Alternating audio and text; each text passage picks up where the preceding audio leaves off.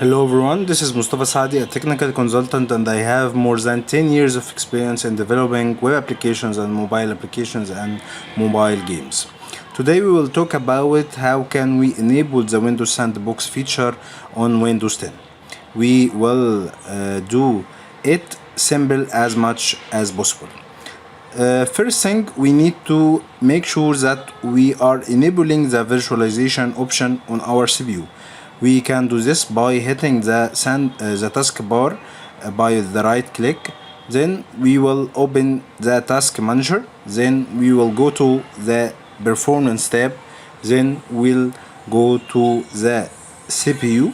Then we will check the visualization option if it is enabled or not. If it is not enabled, we can't enable the Windows Sandbox, so we need to enable the visualization feature from the BIOS. So I will let the method of how can we do this on the screen, since we can't record the BIOS screen.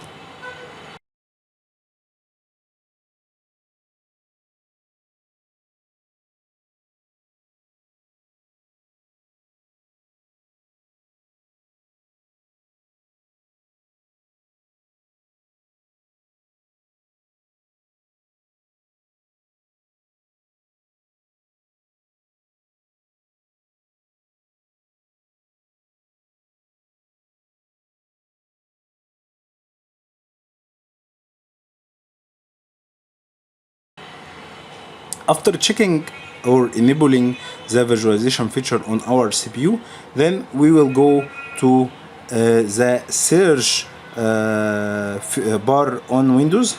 Then we will type turn Windows features on or off. Then we will choose this option. Then it will open this screen. Now we will search about the Windows Sandbox feature. Then we will enable it or check it on this feature list. Then we will hit the OK button.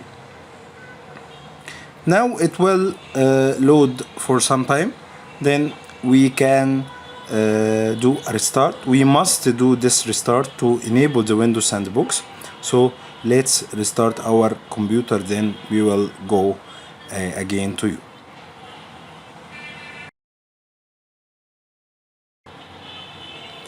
Now after we restarted our computer, we will hit the search bar on our Windows. Then we will type Windows Sandbox. Then we can find this new application added. Then we will open it. It's loading now. For the first time, I think it will load for a while, not much, but it's for the first time only. Then it will open the Windows 10 properly for you.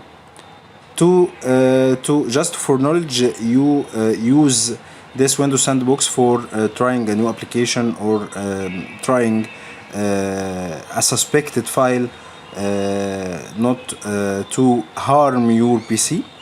This is a virtual machine of Windows 10 on your PC. You can use it simply like this. Now we can test all the features of Windows 10, then we close it as we need.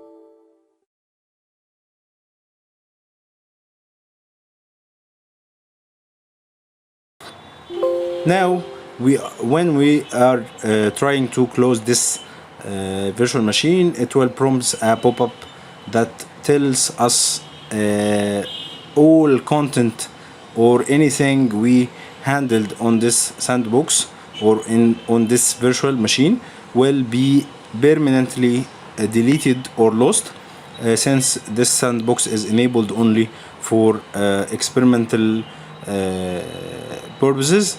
So all your files on this sandbox will be deleted after you close it.